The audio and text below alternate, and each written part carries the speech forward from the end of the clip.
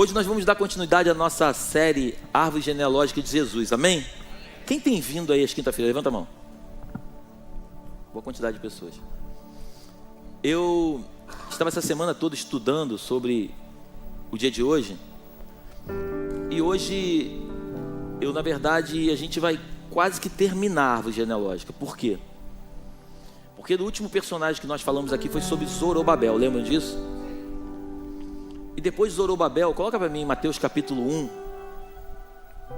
Capítulo 1, do versículo 1 até o 17 mesmo. Vamos lá. Livro da geração de Jesus Cristo, filho de Davi, filho de Abraão. Abraão gerou a Isaac, Isaac gerou a Jacó. Todos esses personagens nós já falamos, amém? Alguns nós levamos 2, 3 dias pregando sobre eles, como foi o caso de Abraão, de Isaac, Jacó. Outros a gente falou somente um dia. Abraão gerou a Isaac, Isaac gerou a Jacó, e Jacó gerou a Judá e a seus irmãos. Judá gerou de Tamar a Pérez e a Zerá, e Pérez gerou a Esrom, e Esrom a Arão. Arão gerou a Aminadab gerou a Naasson, Naasson gerou a Salmão. Salmão gerou de Raabe a Boaz, e Boaz gerou de Rute a Obed.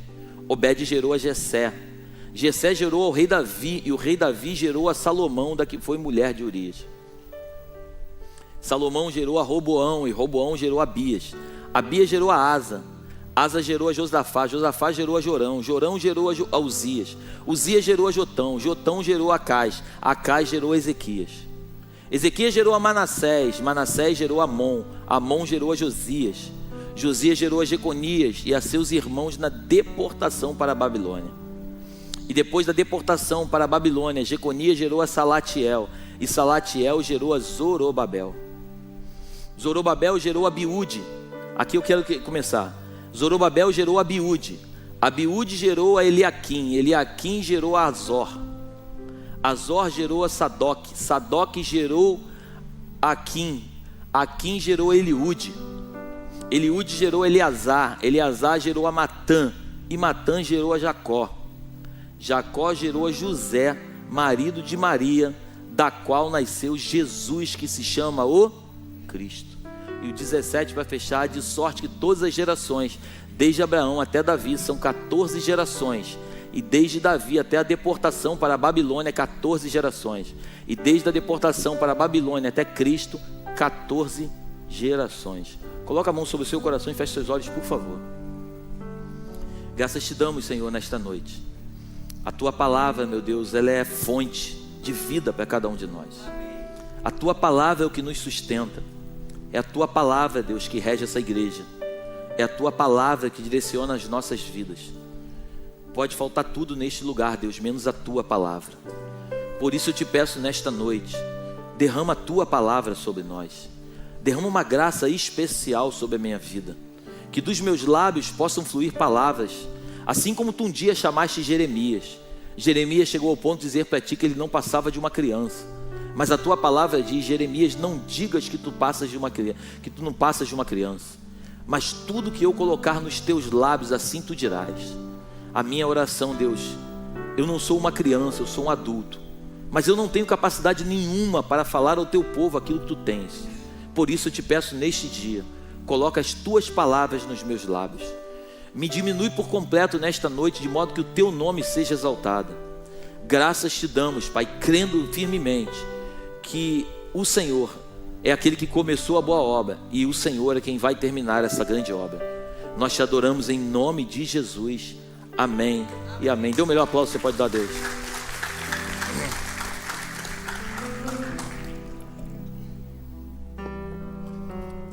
Eu quero só contigo aqui construir algumas coisas.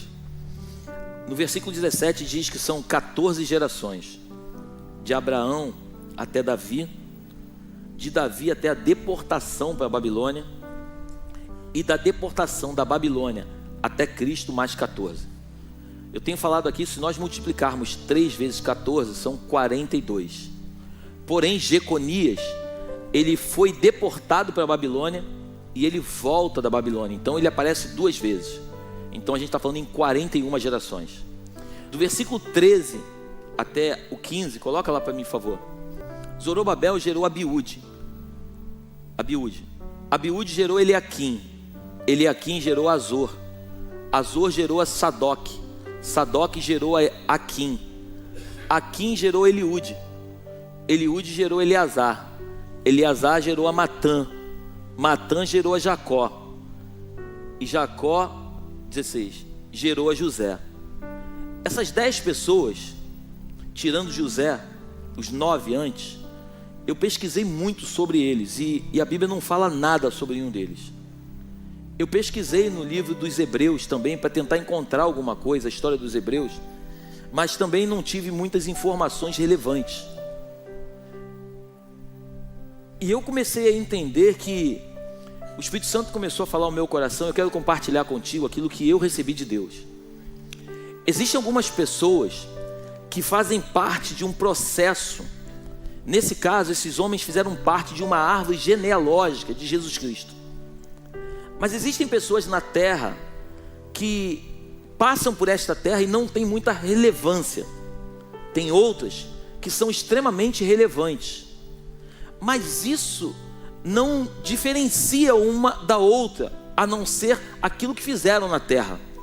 Mas todas elas têm a sua importância na geração, na genealogia daquela família. Você está comigo aí? O que eu quero falar contigo é que esses homens, eles não tiveram tanta relevância em termos de história, mas todos eles foram fundamentais, porque se assim não fosse, o nome deles não estaria no livro da vida. Então esses homens, por mais que não tivessem tanta relevância em termos de história, em termos de coisas concretas que a Bíblia vai nos ensinar, foram homens necessários para darem continuidade a chegar até Cristo. Foi através da vida desses homens aqui, Abiúde, Eliaquim, Azor, Sadoc, Aquim, Eliúde, Eleazar, Matã, Jacó e José. Esses homens foram necessários para que se chegasse até Cristo. Quando eu estudava as Escrituras e pedia a Deus uma direção para essa noite, eu senti muito no meu coração o Espírito Santo ministrando no meu coração, me mostrando que esses homens, eles passaram num período da história.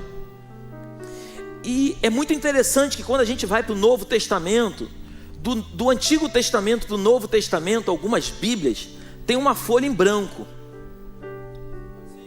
Não são todas, mas algumas versões tem uma folha em branco. Isso fala do tempo em que Deus ficou em silêncio. Foi um silêncio de 400 anos que Deus ficou sem falar com o povo. Então, do antigo para o novo, existe um hiato ali, 400 anos, onde Deus ele não fala nada com o povo, até que ele se manifesta para um homem chamado João Batista, Zacarias, pai de João Batista. E a gente vai começar a perceber que Jesus, quando José ele é agraciado, ser chamado por Deus para fazer parte da árvore genealógica de Jesus, a gente vai entender que José, na verdade, ele foi enxertado nesta árvore genealógica. José, ele não fazia parte de uma descendência, mas ele foi enxertado dentro deste processo. Eu vou te mostrar, através da Bíblia, você vai entender melhor. Coloca para mim Efésios capítulo 1, versículo 5. Olha o que diz a Bíblia. Nos predestinou para filhos nós fomos adotados por Jesus Cristo para si mesmo, segundo o beneplácito da sua vontade. Coloca para mim Gálatas capítulo 4, do versículo 4 até, eu acho que 8. Mas vindo a plenitude dos tempos, Deus enviou o seu Filho, nascido de mulher, nascido sob a lei, para remir os que estavam debaixo da lei, a fim de recebermos a adoção de filhos. E porque sois filhos, Deus enviou aos nossos corações o Espírito de seu Filho, que clama, Abba, Pai, que significa querido paizinho. Assim que já não és mais servo, mas filho. E se és filho, és também herdeiro de Deus por Cristo. Nós não fazemos parte da árvore genealógica, nós não somos judeus, amém? Amém? mas nós fomos adotados. A Bíblia diz que nós somos gentios, mas a Bíblia diz que nós fomos adotados. Por isso que João capítulo 3, versículo 16, diz que Deus entregou o seu Filho unigênito, quer dizer, o único Filho. Só que lá na frente a Bíblia diz que ele se apresenta como primogênito, como o primeiro filho de muitos irmãos. Estamos juntos até aqui? Então, da mesma forma que José, ele foi adotado, ele foi inserido nessa história, nós também estamos sendo inseridos como filhos de Deus. E quando a gente vai voltar para a árvore genealógica, o que me chama muita atenção na vida de José é que José, ele era um homem simples. Eu estava estudando sobre a história de José. José era um homem simples, José era um homem temente a Deus, José era um homem obediente a Deus. Eu comecei a pesquisar e Maria, segundo os historiadores daquela época, ela devia ter entre 12 a 14 anos, quando ela ficou grávida. José, segundo os historiadores, ele já era um pouco mais velho, tinha na base de 30. Então, quando eles se relacionam, naquela época, Deuteronômio, coloca para mim, Deuteronômio 22, do 23 ao 25. Olha o que diz naquela época ali. Olha o que a lei dizia. Deuteronômio 22, do 23 ao 25. Se numa cidade for encontrado um homem tendo relações com uma moça que tenha casamento contratado, quer dizer, uma moça noiva, com um casamento contratado com outro homem, levem os dois para fora da cidade e ali os matem a pedradas. A moça deve morrer porque não gritou pedindo socorro, como se ela estivesse sendo estuprada, abusada. E o homem porque desonrou uma moça prometida a outro. Assim vocês tirarão o mal do meio do povo de Israel. Só até 24 tá bom. Então a lei dizia que uma mulher virgem, se ela tivesse relações com outro homem, os dois tinham que ser teriam que ser mortos à pedrada. Se a mulher não denunciasse o homem que estava abusando dela, né, ela também seria morta. Então a lei dizia isso. Eu queria que você tentasse imaginar naquela época, debaixo de uma lei rigorosa, onde as mulheres não tinham nem poder de se manifestar. Então agora a gente vê uma jovem, uma menina, né, de 12 a 14 anos, grávida, aparecendo grávida, e José, o seu noivo, que não tinha tocado nela, porque o livro de Mateus, capítulo 1, do versículo, bota o versículo 18 em diante aí para mim, Mateus 1, 18 em diante. O nascimento de Jesus Cristo foi assim: Maria, sua mãe, ia casar com José, mas antes do casamento ela ficou grávida pelo Espírito Santo. José, com quem Maria ia casar, era um homem que sempre fazia o que era direito. Tem uma versão que diz que ele era um homem justo. Ele não queria difamar Maria e por isso resolveu desmanchar o contrato de casamento sem ninguém saber. Enquanto José estava pensando nisso, um anjo do Senhor apareceu a ele num sonho e disse: José, descendente de Davi. Olha que coisa incrível, José, descendente de Davi. Ele não era descendente, mas ele estava entrando para a descendência. Não tenha medo de receber Maria como sua esposa, pois ela está grávida pelo Espírito Santo. Ela terá um menino e você porá nele o nome de Jesus, pois ele salvará o seu povo dos pecados deles. Tudo isso aconteceu para se cumprir o que o Senhor tinha dito por meio do profeta. Que profeta? Isaías. Há 700 anos atrás tinha dito isso. A virgem ficará grávida e terá um filho que receberá o nome de Emanuel. Emanuel quer dizer Deus conosco. Quando José acordou, fez o que o anjo do Senhor havia mandado e casou com Maria. Então José, ele resolve não mais se casar com Maria, ele quer desfazer o noivado. Mas é tão interessante que quando Deus ele começa uma obra, e isso que eu acho muito lindo em Deus, porque quando Deus ele quer fazer uma obra na tua vida, ele vai ele vai falar contigo, mas se necessário for, ele vai falar com alguém para confirmar a você aquilo que ele falou antes. Porque Deus sempre vai confirmar aquilo que ele está fazendo. Deus não é Deus de coincidência, Deus não é um Deus de engano. Deus é um Deus que quer revelar para os seus filhos aquilo que ele já tem determinado para nós. Salmo 139 diz que ele escreveu linhas a nosso respeito. Eu tenho falado aqui que existem algumas linhas teológicas, que algumas são calvinistas, outras arminianistas e tal, Quando as pessoas me perguntam, pastor, você é calvinista ou você é arminiano? Cara, eu falo assim, eu sou de Jesus Cristo, porque eu não perco o meu tempo discutindo teologia. Deus não me chamou para ficar discutindo teologia. Deus me chamou para crer nas Escrituras e acreditar que a igreja de Cristo Jesus vai morar com Ele na eternidade. É isso que nós temos que nos agarrar. Nós temos que ficar preocupados em cumprir as Escrituras e fazer o certo, para que nós possamos ter uma vida digna na terra e viver o melhor dessa terra. Por isso as leves e momentâneas tribulações deste tempo não se comparam com o peso de glória que está por vir. Hoje uma irmã da igreja me mandou uma mensagem, falou, pastor, ora por mim, eu não estou aguentando o peso das lutas. Eu perguntei para ela, você estava domingo no culto? Você estava. Eu falei, pois é, as lutas só nos preparam para um outro nível com Deus. As lutas, elas fazem parte da tua e da minha história. Se não fossem as lutas, nós não seríamos quem somos hoje. São as lutas que vão moldando o nosso caráter, a nossa forma de pensar e de agir, e vão nos levando para um nível maior com Deus. Se nós não passarmos por lutas, nós nunca conseguiremos valorizar aqueles que passam. Se as nossas dores não nos doer, a gente não vai conseguir sentir a dor do nosso irmão. Por isso muitas vezes, quando eu vejo, hoje a pastora Simone mandou uma mensagem, falando sobre um menino que a gente está orando, aqui na igreja, ele teve um problema de câncer na perna, e pela misericórdia de Deus, né, ele foi amputado da sua perninha, tadinho. Quando eu digo misericórdia, é porque ele podia ter morrido, então Deus permitiu que ele perdesse a sua perninha. Ele tem 9 aninhos, e aí eu falei para a pastora, pastora, a gente não vai ficar de fora disso, procura saber tudo o que ele precisa para a gente poder ajudar ele.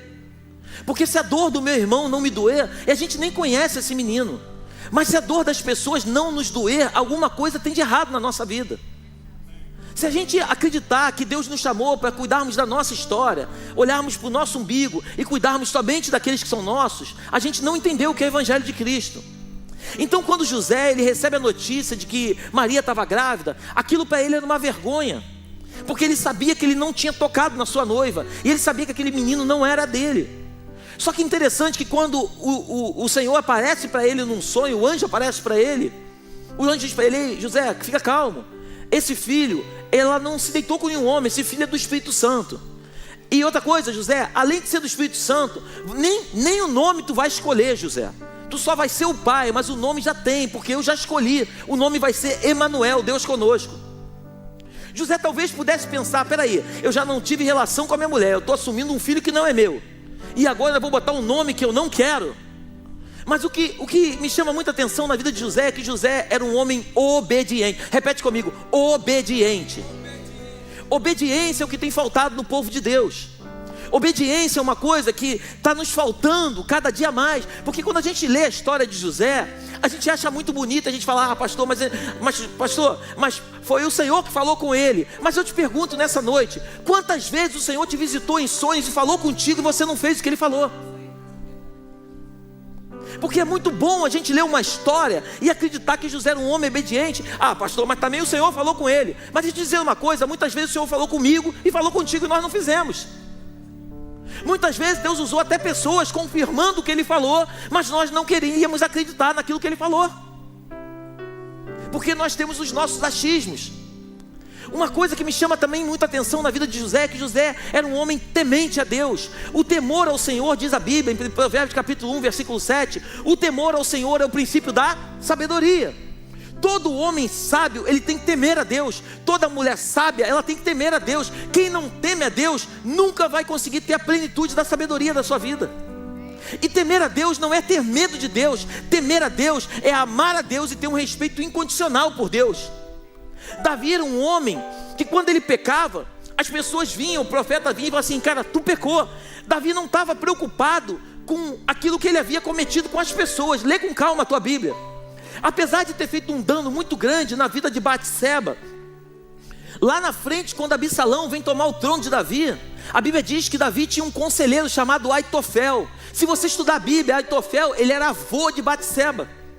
Então Aitofel, que era conselheiro do Davi no começo do ministério, Aitofel agora se junta com Absalão para tomar o trono de Davi, porque Davi havia feito um estrago na família dele. E quando Davi ele é confrontado pelo profeta Natã sobre aquilo que ele havia feito, Você vai perceber que Davi, desculpa as expressões que eu vou usar, mas é o que a Bíblia diz. Ele não se preocupa muito com o estrago que ele fez na família de Aitofel, mas ele simplesmente se preocupa com a tristeza que ele trouxe para o coração de Deus. Por isso que Davi era um homem segundo o coração de Deus. Davi não é que ele não ligava, entenda bem, mas Davi não se preocupava tanto com aquilo que os outros iam pensar dele. A situação de Davi é: o que o meu Deus vai pensar de mim?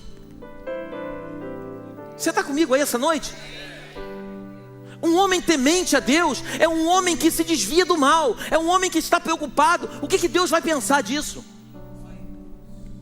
Devo ou não devo fazer? Como é que Deus vai encarar isso? Mas é triste dizer isso, mas hoje, nos dias de hoje, a população está muito mais preocupada em não desagradar o irmão do que desagradar a Deus. A gente está preocupado em esconder para o irmão da igreja, porque a gente usa o colete do servir, então os irmãos não podem saber que a gente bebe. E aí a gente bebe escondido, porque os irmãos da igreja não podem saber que a gente bebe. Mas a gente não está nem preocupado com Deus. Essa é a diferença de um homem segundo o coração e um homem carnal. Glorifica o Senhor.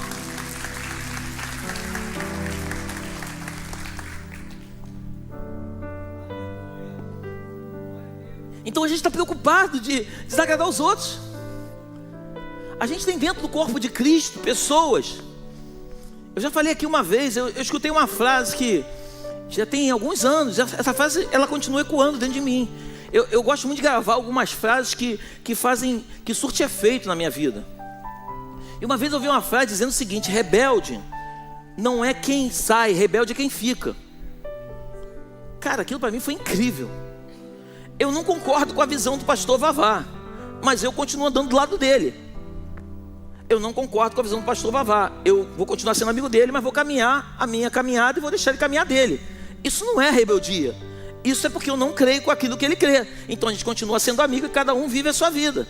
Agora, quando eu caminho com ele, não acreditando naquilo que ele carrega, aquilo que ele crê, isso é rebeldia. Porque em algum momento da história, eu vou tentar implantar aquilo que eu creio, não aquilo que ele crê. Você está comigo aí? Então o povo de Deus, ele tem dificuldade de entender algumas coisas. E o texto é muito claro. José era obediente, José era temente, José era justo. Lembra a vida de Jó? A Bíblia diz que Satanás vai até Deus e fala assim. A Bíblia diz que Jó era um homem íntegro, correto e se desviava do mal. Íntegro, correto, se desviava do mal. Então toda pessoa que se desvia do mal é íntegro e é justo, é correto. Só existe uma forma de Satanás tocar na vida dele, só se Deus permitir. O mundo espiritual, ele é feito de legalidade. Repete comigo, legalidade. O diabo só vai tocar onde você dá brecha para ele tocar. Se você é um homem que trai a sua mulher, você está dizendo no mundo espiritual: ei, Satanás, você tem liberdade para tocar na minha família, porque eu dou essa brecha para que você toque. Se você é um homem que guarda princípios, valores, conceitos, se você guarda os mandamentos de Deus, o inimigo, ele não tem autoridade para tocar na tua vida. Eu estou te falando isso não é porque eu creio, não, é porque está escrito na Bíblia. Nós precisamos ler as Escrituras e entender aquilo que as Escrituras falam a nosso respeito. Então José, ele assumiu um BO, desculpa a expressão que eu vou usar, um problema que não era dele. Só que José entendeu que no primeiro momento parecia ser um problema, mas na verdade aquilo era algo muito forte, porque José havia sido escolhido por Deus para cuidar do filho do próprio Deus. Aquilo que muitas vezes na tua vida parece ser um problema, talvez seja a solução da tua vida. Aquilo que muitas vezes, às vezes parece estar, eu estou com um problema muito sério, é Deus tratando a ferida no teu coração, para que você possa resolver algumas pendências que precisam ser resolvidas, para que você entre no lugar onde Deus tem para você. Deus, eu quero paciência. Você acha de verdade que Deus vai pegar uma varinha de condão e vai dar um toque na tua cabeça, tu vai ter paciência? Deus vai te botar. Eu costumo dizer, o meu filho João, eu pedi a Deus, Deus, eu quero paciência. Tu quer paciência? Eu vou te dar o João. Ele me deu o João Vitor, pô. É uma benção, mas só o sangue. Me liga 48 vezes por dia. Pai, tá podendo falar? Eu falei, tô. Pode isso, filho? Não pode. Aí dá um tempo, pai, tá podendo falar? Tô. João, já sei que tu vai falar. Não pode. Aí fala, mas pai, tu não deixa nem eu falar. Então tá bem, João, vou deixar tu falar. Fala aí. Pai, pode isso. Falei, não pode, João. Então quando a gente pede alguma coisa para Deus, Deus vai sempre nos dar aquilo que vai nos levar ao lugar que Ele tem para nós. E José, ele teve a oportunidade de cuidar do próprio Filho de Deus. A criança já veio, já estava pronta no ventre, a criança já tinha nome. Agora, interessante que a Bíblia não conta, mas José foi o camarada, foi o homem levantado por Deus na terra para criar um menino. José ensinou para o menino conceitos, princípios, valores. Apesar de Jesus ser o próprio Deus encarnado e saber o que é certo e o que é errado, a Bíblia diz que com 12 anos ele vai para o templo. Mas Jesus, sabendo tudo isso, Jesus, ele se comporta, porque quando você vai ler a tua Bíblia, quando Jesus está no templo, ensinando, eles iam todo ano para celebrar a Páscoa, as festas. Quando eles voltam para a cidade deles, eles percebem que Jesus não está no meio da caravana. Então eles voltam, quando eles voltam, eles ficam abismados que Jesus está ensinando no templo para os mestres com 12 anos de idade. A Bíblia diz que a mãe de Jesus fala assim: o que você está fazendo aqui? Vamos voltar para casa. A Bíblia diz que, está escrito na Bíblia, e ele obedeceu. Porque Jesus, ele nunca vai poder te ensinar sobre obediência se ele não for obediente. A obediência é uma coisa que vai nos levar a um outro nível, igreja. Eu vim essa noite trazer para o teu coração uma palavra simples, mas uma palavra profunda. A igreja não está precisando. Eu estava outro dia conversando com um amigo. A gente vê grandes pregadores, que às vezes o cara pega um trecho da Bíblia, o cara faz uma pregação. Às vezes eu me pergunto, cara, como é que esse cara conseguiu tirar desse texto essa pregação tão profunda? Isso é muito bom, mas não é isso que transforma a vida de um ser humano. O que transforma a vida de um ser humano é uma coisa chamada obediência. São princípios, são valores, são conceitos. Deus está nos chamando a igreja para entrar num lugar onde ela nunca deveria ter saído. Deus está nos chamando de volta para aquilo que de fato tem valor para Ele. Deus não está esperando, é igual um filho. Eu não estou preocupado se meu filho fala 10 línguas, eu estou preocupado se meu filho é obediente. O meu filho pode falar 10 línguas, mas se meu filho não me obedecer e for para as drogas, de nada adianta as 10 línguas que ele fala. Não adianta a gente falar em língua, a gente rodopiar. A gente chega no domingo e fala em línguas, e na segunda-feira a gente não guarda a língua. A gente começa a fazer no domingo algo aqui para Deus, mas na segunda-feira a gente se comporta igual um filho de Belial. Não foi para isso que Cristo nos chamou. A gente é usado para profetizar para alguém, mas no dia seguinte a gente abre a boca e fala 45 palavrões. E a Bíblia, não sou eu, a Bíblia diz que de uma fonte não pode sair água doce e água amarga da mesma fonte. Então são princípios, são valores, são conceitos que a igreja precisa voltar. E quando esses valores, esses conceitos penetrarem dentro do nosso ser, a gente vai viver coisas tão incríveis em Deus. Eu tenho falado nesta casa, eu vou falar sempre que Deus me der a oportunidade. Eu não estou preocupado de uma grande igreja com quantidade. Eu estou preocupado de uma igreja profunda, raízes profundas, porque os dias maus, a Bíblia diz que são para todos. Os dias maus vão chegar na tua vida, eu não estou profetizando, vai chegar na minha. Os dias maus vêm para todo mundo, mas se as nossas raízes forem firmadas em Deus, os dias maus não vão nos destruir, eles só vão forjar aquilo de melhor que está dentro de nós. Forjar não, perdoa, só vai resplandecer aquilo de melhor que está dentro de nós. Então José, voltando para a árvore genealógica, todos esses homens, a Bíblia não fala nada sobre eles. E sobre José também não fala muita coisa sobre José. Você pode perceber que quando Jesus vai para a cruz, Jesus no final, quando ele está na cruz, fala assim: mulher, fala para a mãe dele, mulher, eis aí o teu filho, João. Aí ele fala para João, João, eis aí a tua mãe. Os estudiosos acreditam que naquela época José já não era mais vivo. Eu não quero aqui ficar entrando em linha teológica, mas a Bíblia fala que Jesus ele tinha outros irmãos. Amém? Está escrito na Bíblia, né? Tinha outros irmãos.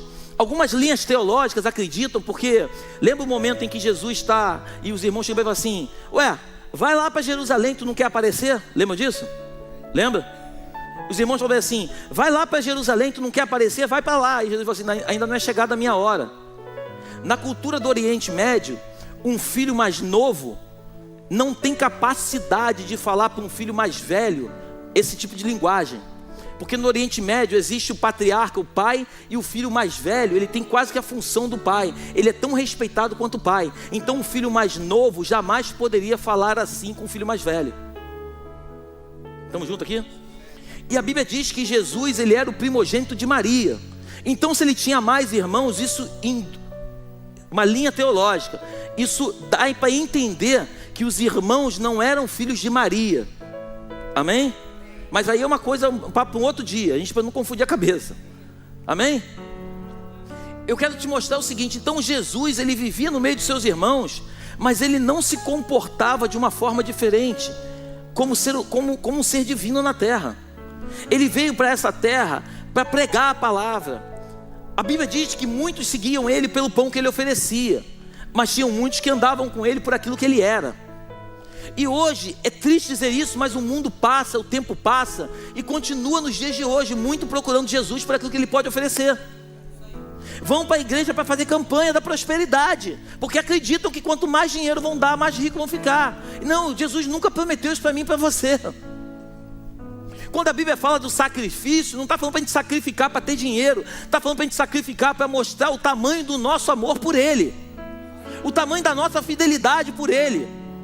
E Deus sempre vai te entregar de acordo com aquilo que você pode oferecer. Por isso era um talento para um, 2 talentos para outro e 5 para outro. Porque tem pessoas que podem administrar 5 e multiplicar para 10. Tem uns que podem administrar 2 e multiplicar para 4. Mas tem uns que não conseguem nem administrar 1. Por isso tem que esconder o talento. E essa administração, grava isso no teu coração em nome de Jesus. Não tem a ver com Jesus, tem a ver com você. Porque Ele só vai dar aquilo que você é capaz de produzir. Muitas vezes pedimos coisas a Deus que não temos capacidade de administrar. Pedimos muitas coisas para Deus que nós nem sabemos o que pedimos. Deus me usa, tá bom, vou te usar para quê? Para que esse dom que eu te dei, para que você possa expor para os outros o dom que você tem, ou para que de fato você seja um facilitador da minha glória na terra. Muitos homens começam muito bem, cheio de unção, cheio de glória, cheio de poder, mas chega um ponto que a vaidade entra no coração deles e eles esquecem quem eles são, e quem esquece quem Deus é, e eles começam agora a mostrar para os outros a vaidade que eles têm com o dom que ele acha que é dele, que na verdade é de Deus. Eu tenho orado muito a Deus para que a gente seja essa igreja. Eu tenho orado a Deus para que a gente seja esse povo. Eu volto a repetir, um povo imperfeito, pessoas falhas, mas pessoas de verdade. O desejo do meu coração é que a gente caminhe na verdade, porque a Bíblia diz que Jesus, Ele é a verdade. A gente não pode caminhar em cima de uma mentira, em cima de uma balela. Talvez em algum momento da história, talvez eu possa até enganar você, em nome de Jesus eu não faço isso. Talvez em algum momento da história você possa me enganar, mas deixa eu dizer uma coisa, nem eu nem você, a gente nunca vai enganar o Criador. Ele sabe o que passa no nosso coração. Ele sabe se nós andamos com Ele por aquilo que Ele é ou por aquilo que Ele pode oferecer. Então eu não sei como tem sido a tua vida até aqui, mas eu quero te pedir em nome de Jesus, não importa como você chegou aqui, o desejo do meu coração nessa mensagem é que você saia daqui dando uma metanoia na tua mente, transformando a tua forma de pensar e de agir e vivendo o evangelho genuíno de Cristo Jesus. Vivendo algo palpável na terra. O mundo não precisa, o Brasil, o mundo não precisa de mais igreja. O mundo precisa da igreja. Uma igreja relevante, uma igreja que não troca os seus valores, os seus princípios. Uma igreja que muitas vezes vai tomar prejuízo para poder honrar o nome do Senhor. A gente quer servir a Deus, mas a gente não aceita tomar prejuízo. Sabe quantos negócios eu fiz na minha vida com pessoas que eu acreditei e que eu contratei, eu combinei um preço e no final elas não entregaram o que elas precisavam entregar. E sabe quantas vezes eu paguei para elas o preço que eu combinei com elas? Todas as vezes. Porque as pessoas só vão dar para a gente o que elas têm, mas o que elas têm não define quem nós somos. O que elas vão fazer conosco não pode definir quem nós somos para elas. Nós combinamos uma coisa, pastor, mas ela não entregou. Isso é problema dela, a demanda é dela, não é tua. Você não vai mudar ela, punindo ela, deixando de pagar para ela o que você combinou. Mas eu garanto para você que ela te trouxe um prejuízo e você foi fiel com aquilo que você combinou. Eu garanto para você, porque esse livro me garante. Eu garanto para você que aquele que está no céu, ele não dorme. Ele está vendo todas as coisas. E aquilo que o homem semeia, ele vai colher. É simples.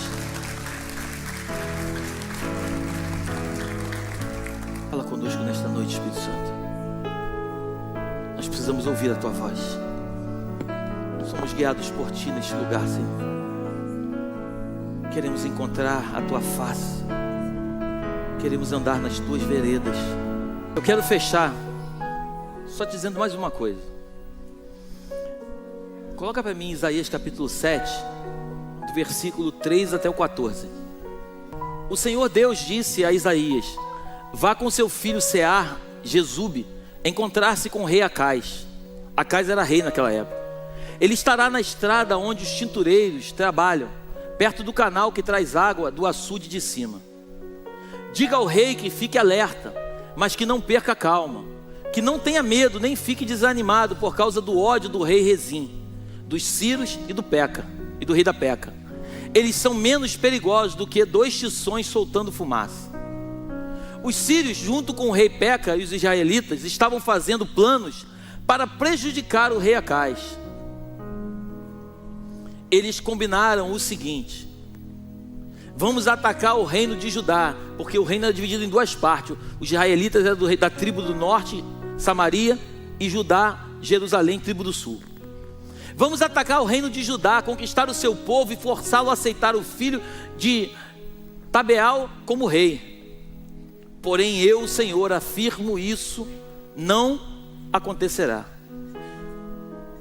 Pois a Síria não é mais forte do que Damasco, a sua capital, e Damasco não é mais forte do que o rei Rezim. A terra de Israel não é mais forte do que Samaria, a sua capital, e Samaria não é mais forte do que o rei Peca. Mas daqui a 65 anos, Deus já estava profetizando, Israel será destruído e deixará de existir como nação. Se vocês não tiverem uma fé firme, não poderão ficar firmes. O Senhor Deus enviou ao rei Acais esta outra mensagem: peça ao Senhor seu Deus que lhe dê um sinal. Esse sinal poderá vir das profundezas do mundo dos mortos ou das alturas do céu. Mas Acais respondeu: não vou pedir sinal nenhum, não vou pôr o Senhor à prova.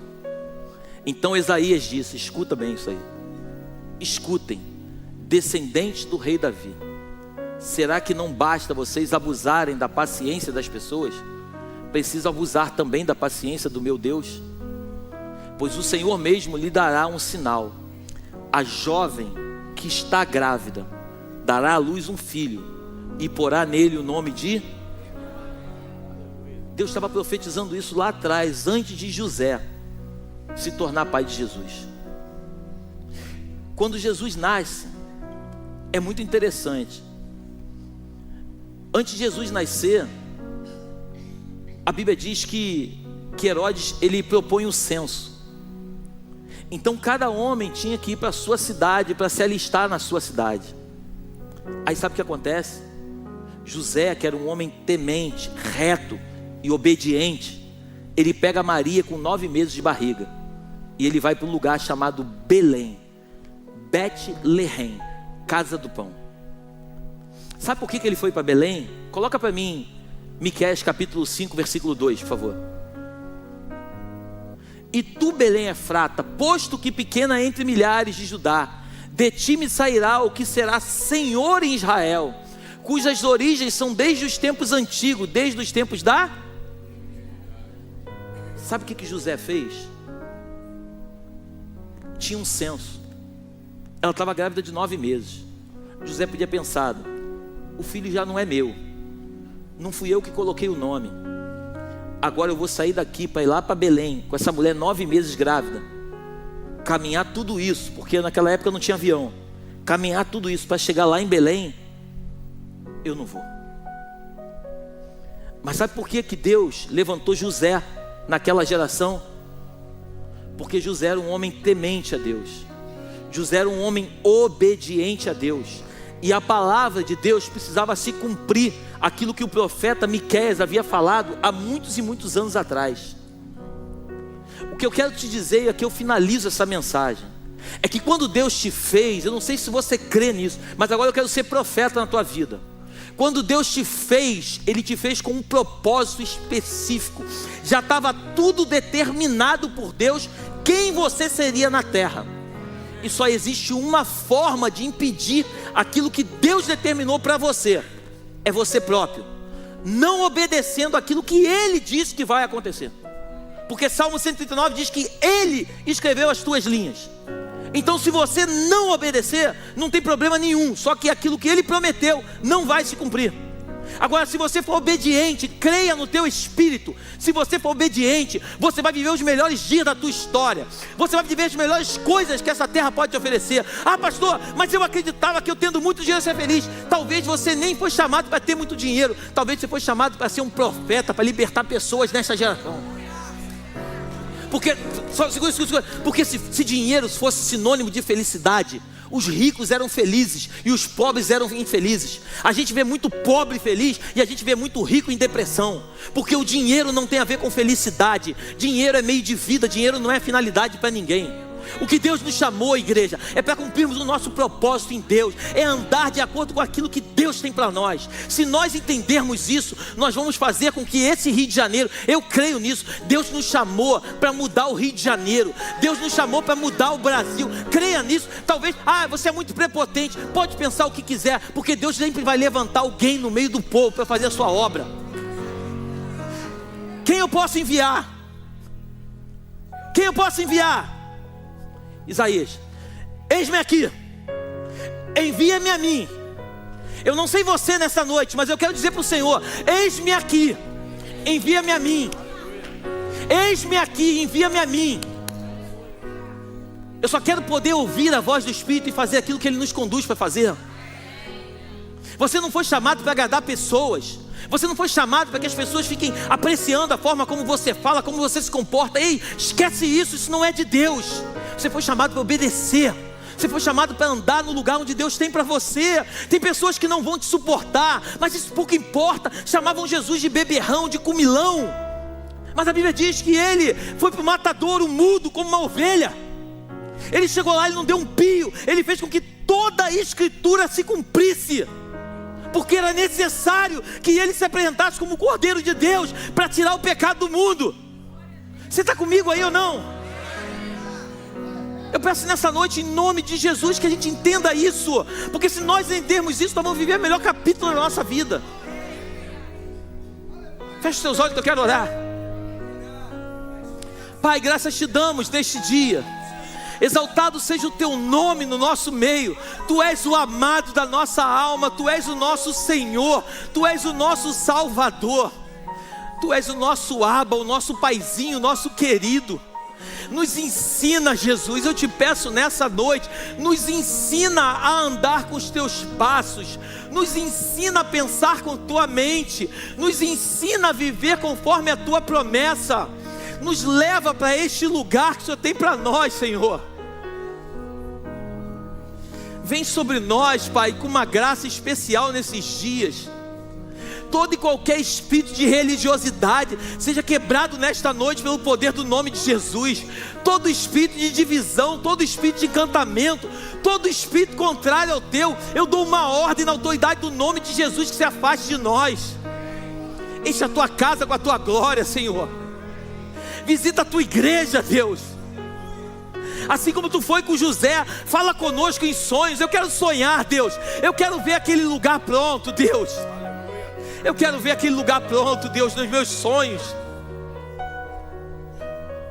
Nos mostra, Deus, pessoas entrando ali, Senhor, homens e mulheres, famílias sendo restauradas, Deus. Faz a tua obra, não deixa que nós venhamos atrapalhar, Deus. Não nos deixa atrapalhar aquilo que tu tens para fazer, Senhor. Leva-nos para os nossos lares, debaixo da tua proteção e da tua graça. Que o teu anjo vá diante de nós, nos conduzindo pelo único e verdadeiro caminho. E que as doces consolações do teu Espírito se façam presentes, não só hoje, mas para todo sempre. Que você tenha a melhor semana da tua vida. Que o Senhor te abençoe e te guarde. Domingo nós vamos ter um batismo. Mais de 50 vidas descerão essas águas. Venha para cá para celebrar a vida de Deus na vida das pessoas. Que Deus te abençoe em nome de Jesus.